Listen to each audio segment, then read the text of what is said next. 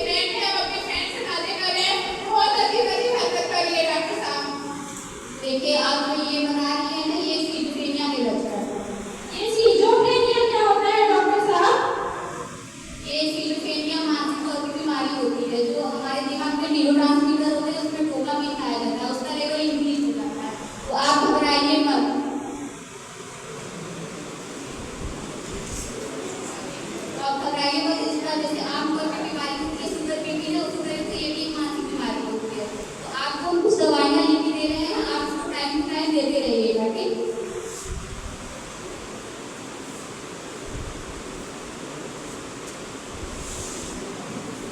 Doctor साहब ये दवा खा के मेरी बेटी ठीक तो हो जाएगी ना? हाँ हाँ ठीक हो जाएगी, आप धीरे को अपने थेरेपिस्ट से भी बात कराते हैं। डॉक्टर साहब हम लोग इससे पहले एक ओझा बाबा के पास भी गए थे, वो दिए थे दवा दिए थे, एक महीने खाते भी हो गया, उससे बिल्कुल भी आराम ही नहीं हुआ। अरे ये ओझा वोझा कुछ नहीं होता है, ये अंधविश्वासी चीजें होती है, ये मानसिक रोग की बीमारी है, ये ठीक हो जाएगी। मैं आपके पास थेरेपिस्ट कराती हूँ। मैं एक थेरेपिस्ट हूँ जिसे सिजोफ्रेनिया की ट्रेनिंग किया जाता है, जैसे मैं सोशल थेरेपी हो गया, कॉग्निटिव थेरेपी हो गया, फैमिली थेरेपी हो गया, ग्रुप थेरेपी हो गया, बिहेवियर थेरेपी हो गया। इसके ये सब देकर हमको सिजोफ्रेनिया को ट्रीटमेंट किया जा सकता है, ठीक किया जा सकता है। ज्यादा जानकारी पाने के लिए